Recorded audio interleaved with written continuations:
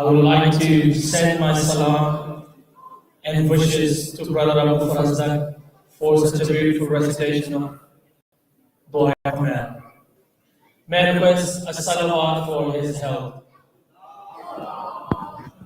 आवाज आ रही है? Dua Kumail. Imam Ali taught this to Kumail bin Ziyad.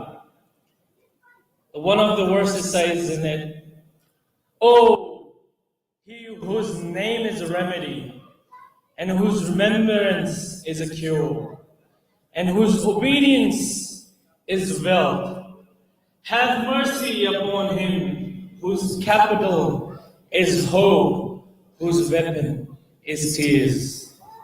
And that is true. The only thing that we have is hope, and the only weapon that we have is tears.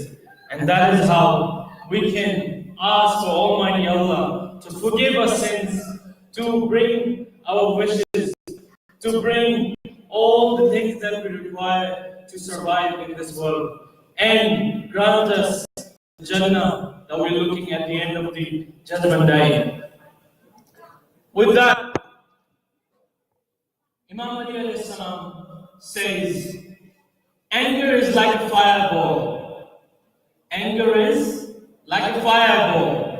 If you swallow it, it is sweeter than honey. And if you spit it, it's going to burn another people. I'm just paraphrasing it, but the main conclusion out of it is that if you swallow your anger, it's going to be better for the people around you, and it's not going to hurt them.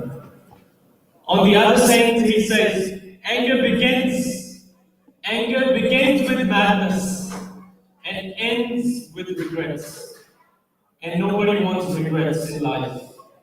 And for this topic, the anger management for each individual, we have Sayyid is going to deliver a speech on anger management.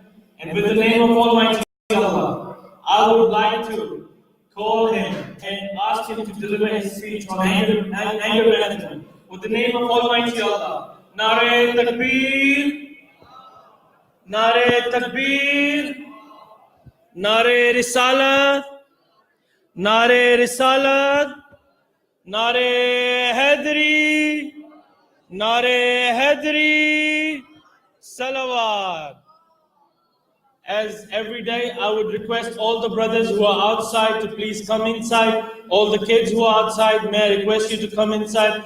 And if any parents are there, please control your children. It's very hard for everyone to look after. You know, you can scold them, you can ask them to sit.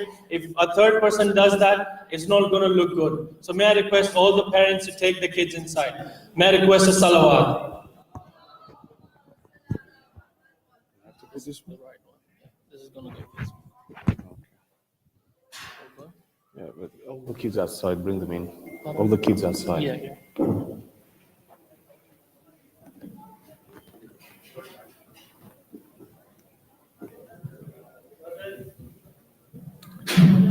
Bring it down.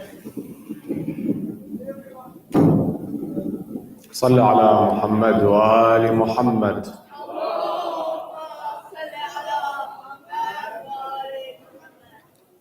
Please recite Fatiha.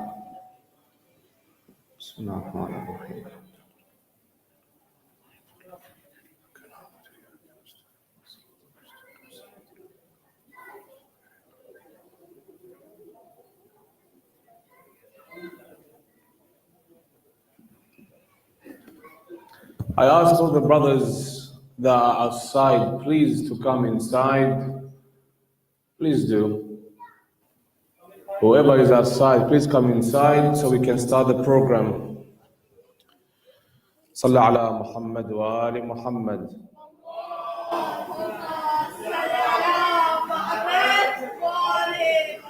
أعوذ بالله السميع العليم من الشيطان اللعين الرجيم. بسم الله رب العالمين. اللهم صل على محمد سيد المرسلين وخاتم النبيين وحجة رب العالمين المنتجب في الميثاق المصطفى في الضلال المطهر من كل آفة البريء من كل عيب المؤمل للنجاة المرتجى للشفاعة المفوضة إليه دين الله.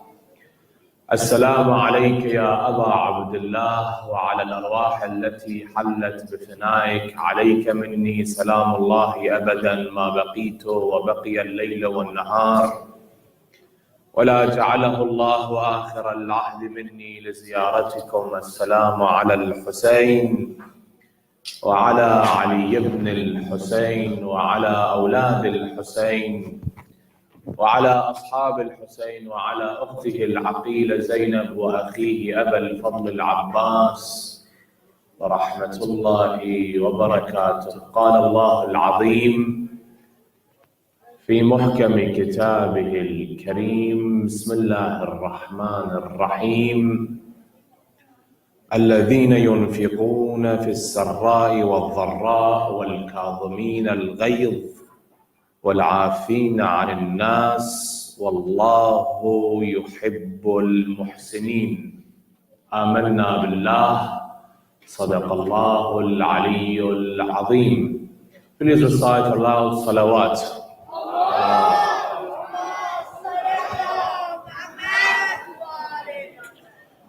For the hasty appearance of Imam صاحب العصر والزمان أرواحنا وأرواح العالمين لترعد مقدمه الفداء. Another loud salawat.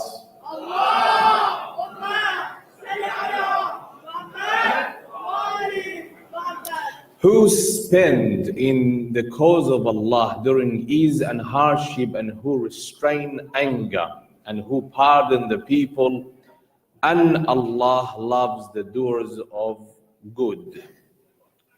According to studies, humans have 27 different emotions. Among them are fear, anxiety, joy, sadness, and disgust. 27 different emotions. And that's what makes us different from the animals, that we have emotions that we express. Some are positive and some are negative. We do interact, we do socialize with people, but how do we interact with one another in a healthy way is the question. We must know that there are some emotions that must be controlled. These emotions are emotions that if we let them be, they will overtake us. One of them being is the emotion of anger. Anger can be rage and madness. Anger, as the Prophet ﷺ said, Al-ghadab miftahu kulli shar. Anger is the key of all evil. In that moment of rage, in that moment of madness, you release the ugly side of your personality. That overtakes you.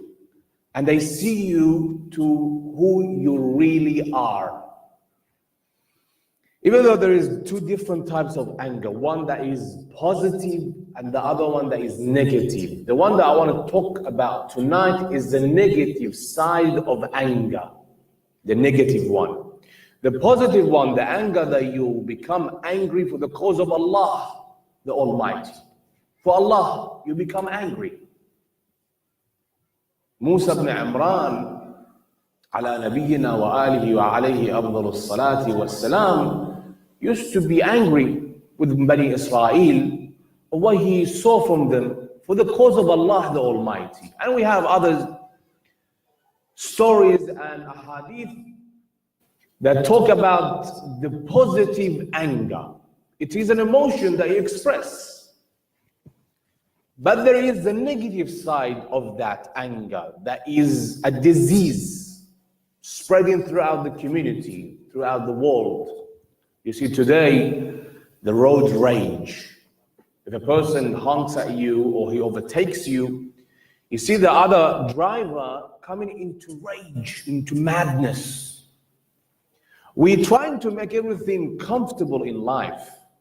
Everything is automatic today. Everything is technology today. We make it the best we can to be comfortable. But yet, we have that issue. We still have that anger that comes to us. If there is an argument between the spouses, the man and wife, if one word comes out of her that is not right, you see the husband releasing all that frustration, all that rage, all that madness upon her. It is truly a disease, not the good side. The good side that you become angry toward injustice, toward oppression, toward tyrants. And you channel that anger toward that is something that is positive. That is a good side of anger. However, Amir al-Mu'minin alayhi afdalu salati wassalam, when he talks about anger, he says, Al-ghadab nar muqadah. Anger is a burning fire. Man kadamahu atfa'aha. And who suppresses that anger turns off the fire. It's a raging fire. You see this every year at summer. The national parks are set on fire for one reason or another. Something happened and they have to contain that fire. If they don't contain it, the whole national parks that we have will be set on fire because the fire is set loose. And anger is that. The Imam says, Amir al-Mu'mineen, what he says is, Al-ghadab nar muqidah. It is a burning fire, but you have to do what? You have to suppress the anger. وَمَنْ أَطْلَقَهُ كَانَ أَوَّلَ مُحْتَرِقْ بِهَا. And whoever lets it loose, he will be the first victim of that fire. Beautiful words from the Amir of Kalam, the master of literacy, the master of language. And whoever lets that fire loose, he will be the first victim of that fire. Anger is the cause of all evil. The Prophet, the infallible Imams, they have elaborated, detailed of how important it is for you to control yourself and suppress the anger that you have when it's not in a right and good cause. The Imam, our sixth Imam, Imam al-Sadiq alayhi afdalu salati wa salam says, أي شيء أشد من الغضب إن الرجل إذا غضب يقتل النفس ويغذف أخاه. When a person becomes angry, he kills, he murders. In that split second that he loses control, that moment, it's moments. He kills a person, he murders a person. Or that person insults someone who doesn't deserve to be insulted. يقذف أخاه يقذف المحصن. He insults someone who he doesn't deserve to be insulted. And that is the problem here. That when you have an argument with the other side, you lose control of your anger. You can't contain it there. Ego has come through you. You have been insulted. You're thinking that if I don't insult him back, then I am not worthy.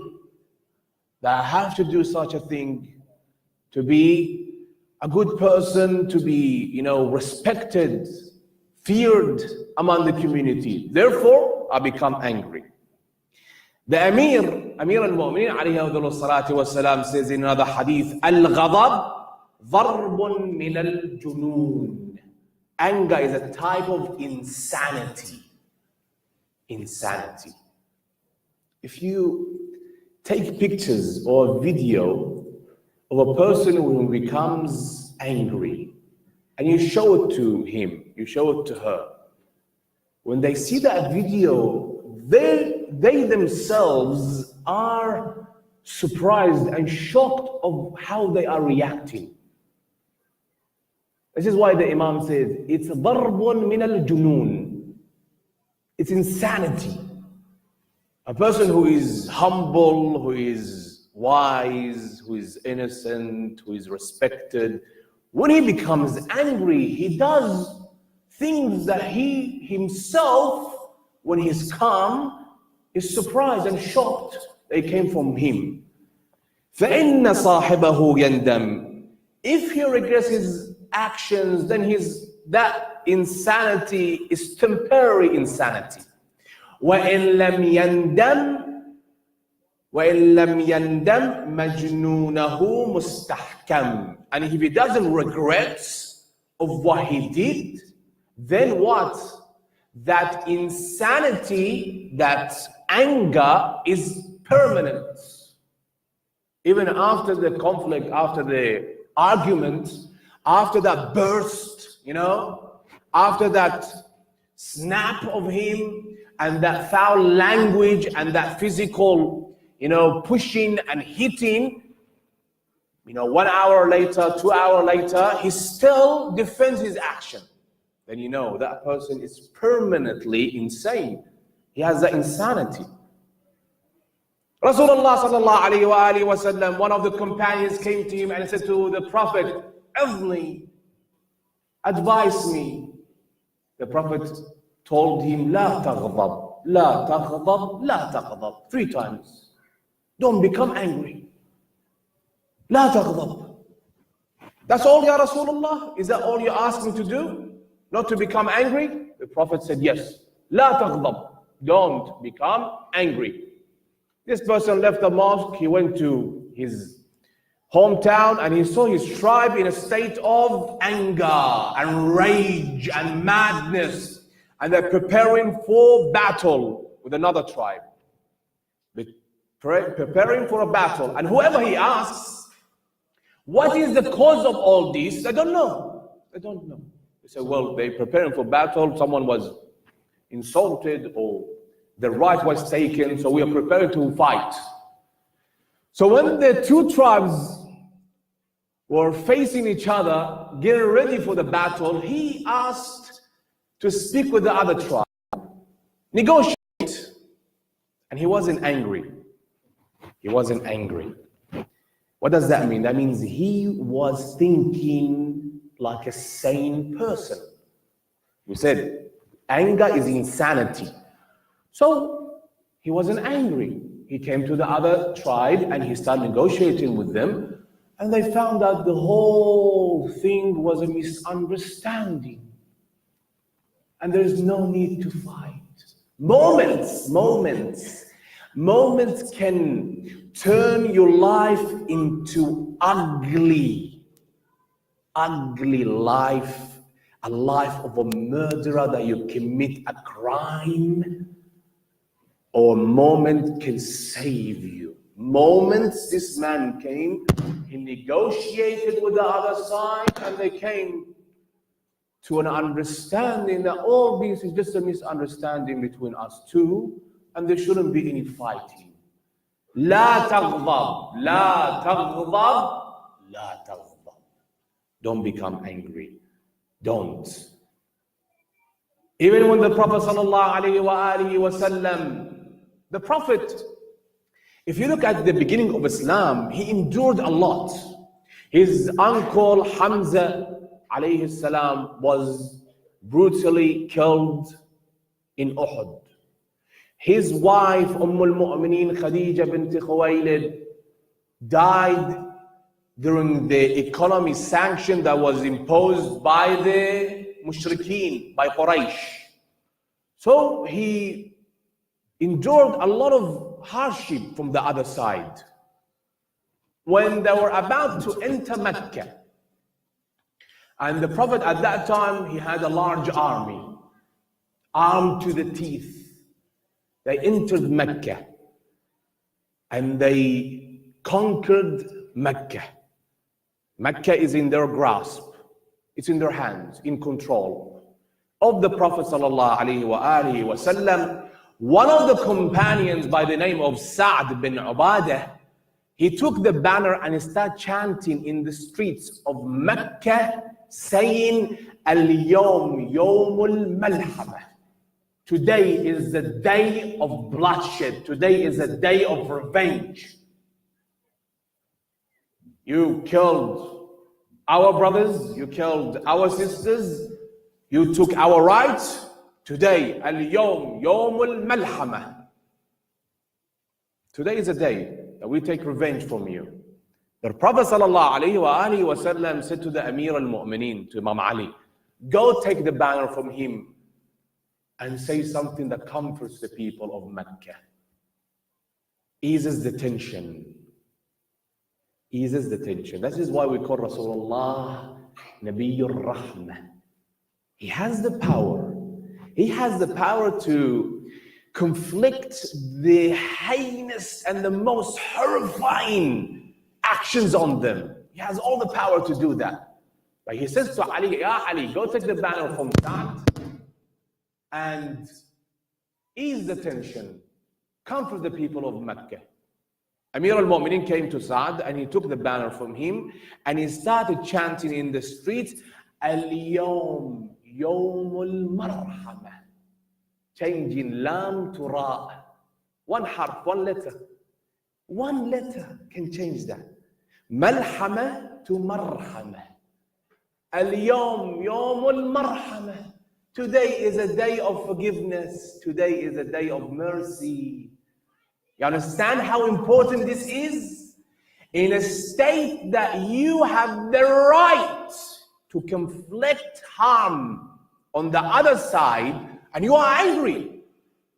You have all the right to be angry. Your uncle was killed, your wife died hungry, and the Muslims were killed and displaced from one city to the other, migrated from Mecca to Medina. So you have the right to do anything that you willing or you wish to do on the other side, conflict harm on them, conflict pain on them. But the Prophet ﷺ ordered Ali to ease the tension. Ya Ali, ease the tension. And the Amir al-Mu'mineen came, changing one letter from Malhama to Marhama. He changed the whole story. The people of Mecca, they came to, comfort and ease. That it's different. The message of the Prophet is different. He is truly the Prophet of mercy. Al-Yawm Yawmul Marhama, not the day of Malhama. Now you might say, what makes you angry? What makes a person angry? When we come across many things that might put us in a state of discomfort. We have that anger, that rage, that madness that comes out. One might be that you are unfairly treated. The other one, that your goal might be blocked. You are powerless. You have ego. It is an unpleasant situation that you're going through. You were insulted. That is the one that we go through maybe every 2 days. We are insulted or we become angry. We are invested in the thing that the other person is provoking us on it. We are invested in it. So when he provokes us, we are so attached to that one thing and we can't let it go. And some, they spend a lifetime being angry. And you know that in the community, we always have that one person that he is always angry. And you don't want to be around that person. He's angry about the weather, he's angry about the traffic, he's angry about the oil prices, he's angry about his wife, he's angry with his children, he's angry in his work, with his colleagues. He's always angry with everything. And this is not the right life to live. To live a life of anger is not a comfortable life to live in. To be angry at every small detail in your life is not the right way to live a life. And there is truly what you see in the community, there are some people that are provoked from everything.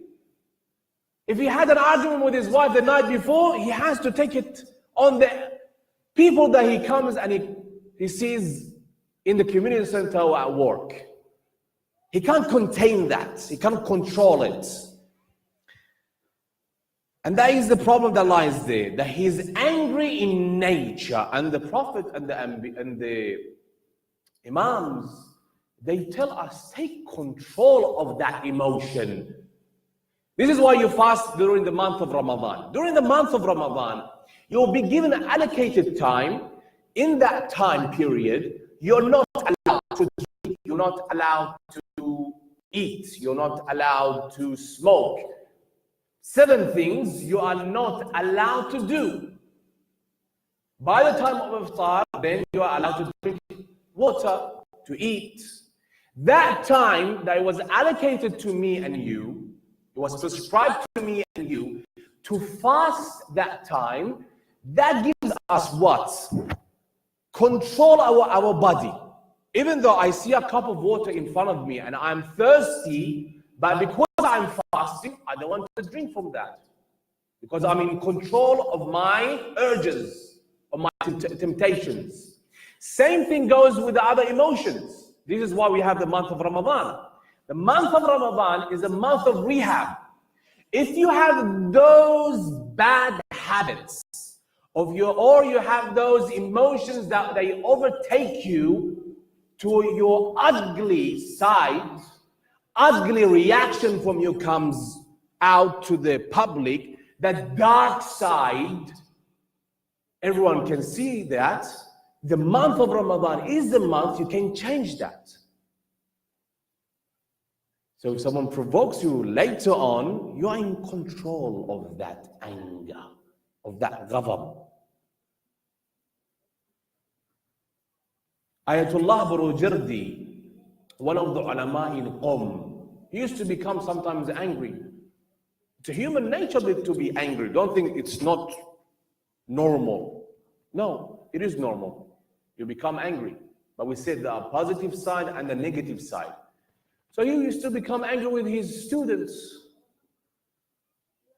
and call upon them, say something, harsh to them. Moments later, he apologizes to them, even though he's their teacher. And he fasts the next day. Why? Because he's teaching himself not to be angry anymore. There must be an action plan. That action plan is there whenever you cross the line, you have that to teach your nafs that you're not in control, I am in control. The action plan has to be always there ready for you to do. So Ayatollah Burujardi, a scholar, a alim, even though he's angry with his students and he has the right to be angry with them, the next day he fasts and he apologizes to them. And that is the right way.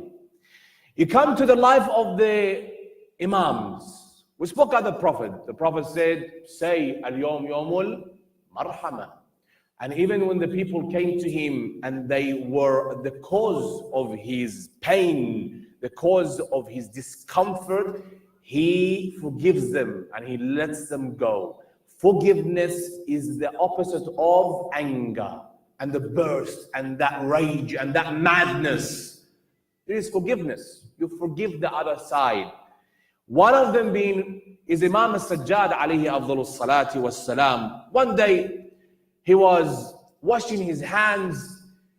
His servant, she was holding the clay water dispenser and she was pouring water into his hand for him to wash.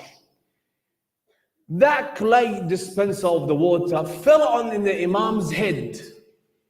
It's made of clay, it's heavy. So he injured the Imam and the Imam started to bleed. And the Imam looked at her. But this servant, she has been raised in the house of the Imam. What does she say to the Imam? She says to the Imam, وَالْكَاظِمِينَ الْغَيْظَ. Restrain your anger. The Imam says to her, I have restrained my anger. This is the ayat we recited in the beginning. وَالْكَاظِمِينَ الْغَيْظِ. She says to the Imam says to her, I have restrained my anger. وَالْعَافِينَ عَنِ النَّاسِ. She says to the Imam, وَالْعَافِينَ عَنِ النَّاسِ. And who pardons the people. The Imam says to her, I have forgiven you. This woman was very smart. She knew this is a time to say what? Wallahu yuhibbul muhsineen. And Allah loves those who are the doers of good. The Imam says to her, you are free to go. You are free to go. You see that? He restrained his anger, he forgave her, and he set her free. You're free to go. This is our Imam, Imam al-Sajjad. If our life is not based on the Imams that we claim to be, their followers, based on their life, following their footsteps, following their teachings, then what are we? If I become angry, I must smash. If I become angry, I must show the other side that who's boss. Sometimes you find this among the people, that if he's angry, he has to show the other side that I am right. But if he takes a moment of silence, a moment to think, there's another way. There is another way that he can get his message across to the other side. So the Imam, he set her free. On another occasion, a man comes to the Imam, and this man is related to the Imam, Imam Zayn al-Abidin, Imam al-Sajjad. He comes into the mosque and he starts to insult the Imam. Insult the Imam in front of the Imam companions. They're all sitting down, they're all listening, and the Imam is silent. He doesn't say one word to this man. This man finishes his remarks, he insults the Imam, and he leaves the mosque, he goes to his house. The Imam al-Sajjad, looks at his companions and he says to them, did you hear what he said to me? They said, yes. Do you want to hear my response? Yes. He says, let's go. Let's go to his house. So the Imam was walking to this man's house and he was reciting this ayah, وَالْكَاظِمِينَ الْغَيْظِ وَالْعَافِينَ عَنِ النَّاسِ وَاللَّهُ يُحِبُّ الْمُحْسِنِينَ. When he arrived at this man's house and he knocked on the door, the servant came to the door and she said, who are you? What do you want? The Imam said to her, say to your master, it's Ali ibn al-Hussein. Let him come. So this servant went back into the house and she told her master, it's Ali ibn al-Hussein. He's at the door with a group of people. This man thought the Imam is there to fight him. So he prepared himself for a fight. He came down, he went to his door and he opened the door and the Imam looked at him and he smiled at him. And he said to him, فَقَالَ لَهُ الْإِمَامَ عَلَيْهِ أَفْضَلُ الصَّلَاةِ وَالسَّلَامِ. He said to him, what? Brother, what you said about me, if it's true, may Allah forgive me. Okay? Then, and if it's false, may Allah forgive you. With a very calm tone. He eased the tension. Sometimes you have, when this angry environment, everyone is in rage, in madness, you need that one person to come into that hall, that center, that room, that house, to ease the tension. Talk in calm tone. So the Imam said to him, if what you said, your remarks about me were true, may Allah forgive me. May Allah forgive me. If they are not true, may Allah forgive you for what you claimed about me. this man came to the Imam closer, closer and closer. And he kissed the Imam's forehead and he said to the Imam, forgive me, it is not true. I'm at fault. Can't the Imam conflict harm, pain on this man? He has companions. It's 1 against 10. The Imam himself can slap him. The Imam himself can insult him. There's other scenarios can take place. But the Imam chose this, and he's teaching me and you. In a situation that it's escalating, calm down. Calm down. And we come to this in a moment. That calm the whole thing down. That's what the Imam said, Amir al-Mu'mineen, to Malik al-Ashtar. After he appointed Malik al-Ashtar governor of Egypt, he wrote to Malik in a letter. He said to him, Ya Malik, whenever you are in a status of anger, look at the sky. Look at the sky and take a moment to think. Why look at the sky? Remember, there is always someone who is more powerful than you. And that is Allah the Almighty. Allah the Almighty has all the power. Today, this time, this age, if you go and turn the news channels on and you go through one by one, how many countries are in a state of war right now? Allah, in a split of second, can annihilate all mankind, all 7.8 billion of us, in a split of a second. Can He do that or not? We believe He can. He's the most powerful. But Allah doesn't do that. Allah is forgiving, gives us a chance to come back to Him. So look at the sky and take a moment to think. So what can I do when I'm in a status of anger? Ghadab. The Prophet said, لا تغضب, لا تغضب, لا تغضب. But it's difficult, isn't it? It's difficult. You lose control. When you lose control, you do something that you will regret for the rest of your life. If you go today to the prison, to jail, and you ask the criminals there, how many of them committed a crime in that status of anger? He was arguing with his wife. At the time, his wife was pregnant. And she said something about his family. He became furious, started boiling. One of the things that happens to a person when he's angry, his face turns red. His blood starts to boil. So this person, he became mad, insane with anger. He attacked his wife and he killed her in that status of anger. And then later on, no matter how much regret you have, how much remorse you have, you can't bring them back. And when they asked him, what happened? He said, moments, I lost control. And I'm regretting this for the rest of my life. You understand? That moments, that splits of seconds. Because you lose control and you have entered the status of insanity. So what you say, what you do of actions, it's not your intellect that is telling you to do that. It's your madness. The intellect has left.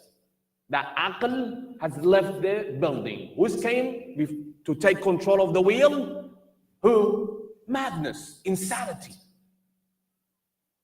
You start jumping up and down, saying things that don't make any sense, nonsense. Then later on, you regret that moment. But how much you regret doesn't matter anymore, because you did what you shouldn't be doing. You physically insulted someone, verbally abuse someone he doesn't deserve to be abused, and you lost that control. That is the dark side of anger that we have to remember. This dark side is not good to be in our life. If I want to live a comfortable life,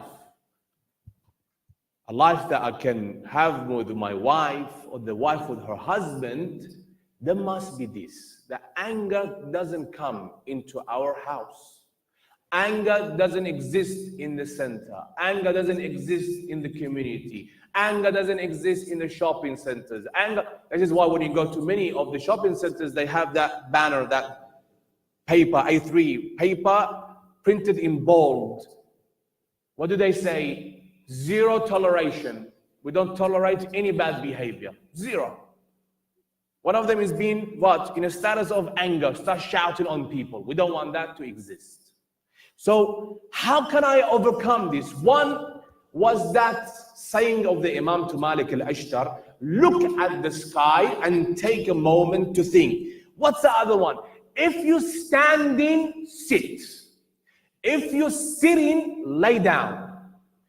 If you are angry, and what did we say? Your blood is boiling, go and perform wudu. Why? Because water is cool. And when you perform wudu, it cools you down. You don't want to invoke it. You don't want to add fire to fire. No. What you want is water. What you want is a moment to think. This is why they say, count to 10 when you're angry. If you look at the traditions of Ahlul Bayt, alayhim afdalus salati was salam, you find the traditions of Ahlul Bayt have the remedy of anger. Even the anger researchers, if you look online, they don't have as much as the Ahlul Bayt have. One is forgiveness, the other moment to think. If you're in a status of standing, sit down. If you're sitting down, lay down. Leave the premise, leave the building, leave the room. Leave it. There's a commotion, leave it. As far as you're concerned, the whole discussion is closed. You're right, he's right, doesn't matter. I'm leaving. Because moments, I told you, moments can change the course of your life. And that moment is not in your control. You lose the control of them. This is why he said that perform wudu and learn to let it go. Let it go. Sometimes we have too much ego. He insulted me. Okay, and you had to answer him. You had to say something. He insulted my tribe, my family, my country, my race, my status, my lifestyle. We have that ego. We want to be always right. We want to be always perfect. But in the steps to become a better person, to reach perfection, you have to go through this. You have to go through this. To control that insanity that rages on, that madness that comes on. This is why the Imam said, Al-ghadab junoon. And the Prophet said, Al-ghadab miftahu kulli shar. It is the key that unlocks what? All evil. It is a month of mercy. So we have to learn how to change that attitude that we might have in our life to something that is positive, something that is beautiful. That anger can be changed to something that is good, and channeling the anger in a positive way. Not bringing what happened in the past. This happens always with a man and a wife. If they start to argue, if there is just a drop of coin and starts to wobble around, what happens? 20 years ago you said that. 30 years ago you said that. And that has to stop. Not to bring what happened in the past. Bringing it back into the table. We spoke about it. We solved it back then why are we speaking about it again? And this is what happened with Imam al-Hussein and Hur. The Imam forgave Hur, and the Imam didn't come chasing Hur into the battlefield. You are the reason I'm here. Just imagine. You're the reason I'm here. You're the reason I'm here. And Hur was fighting to the last moment. No. The Imam forgave him. And that was it. We tend to bring always the past. And this is the number one fact of the factors of what? Of marital problems. That she can't let it go. He can't let it go. And we seem to always bring the past. That if something happened in the past, well, for me, it still exists. And this is what not the Ahlul Bayt, this is what the Ahlul Bayt taught us. Imam al-Sadiq, alayhi afdalus salati was salam, Imam al-Baqir, not just Imam al-Sajjad, all our Imams were insulted one way or another. But they forgave the other part, the other person. A person came to Imam al-Baqir, alayhi afdalus salati was salam, and said to the Imam, Ya Baqara, or you cow. Baqara in Arabic means what? Cow. And the Imam's name is Baqir. The Imam said to him with a nice tone and calm voice, Imam looked at him and said to him, my name is not Baqara, it's Baqir. He was trying to invoke the Imam, provoke him, make him angry, and start for the Imam to burst at him. But Imam told him, my name is not Baqara, it's Baqir. He looked at the Imam for a moment and he said, Allah knows who to pick to become his Imams. And he chose the right person. If you tweet one word about the king in your country, not here, I'm talking about Middle East, one tweet, that king annihilates you and your whole family. Why? Because there is rage, madness. But you find the way of Ahlul Bayt is totally different. The way of Ahlul Bayt is to forgive them, and let them come to the right path. Forgive them of what they have done. And this is the way we have to implement on our lives. If we want to be called real Shia, followers of the Ahlul Bayt, we must practice what they taught us. Not just to say, I am a Shia. Not just to say, I am a believer, but I don't practice any of their teachings. That doesn't work. And this is why they told us to control that rage, that madness, that anger. Because in a split of seconds, you can change the whole course of your life. اللهم صل على محمد وآل محمد أعوذ بجلال وجهك الكريم أن ينقضي عني شهر رمضان أو يطلع الفجر من ليلة هذه ولك قبلي تبعة أو ذنب تعذبني عليه. بسم الله الرحمن الرحيم. اللهم كن وليك الحجة ابن الحسن صلواتك عليه وعلى آبائه في هذه الساعة وفي كل ساعة وليا وحافظا وقائدا وناصرا ودليلا وعينا حتى تسكنه أرضك طوعا وتمتعه فيها طويلا. يا رب الحسين بحق الحسين اشف صدر الحسين بظهور الحجة. يا رب الحسين بحق الحسين اشف صدر الحسين بظهور الحجة. يا رب الحسين بحق الحسين اشف صدر الحسين وظهور الحجة. It is Thursday night, the night of the ziyarah of Baba Abdullah al-Hussein. We all together read the ziyarah. بسم الله الرحمن الرحيم. السلام عليك يا أبا عبد الله وعلى الأرواح التي حلت بفنائك. عليك مني سلام الله أبدا ما بقيت وبقي الليل والنهار ولا جعله الله آخر العهد مني لزيارتكم.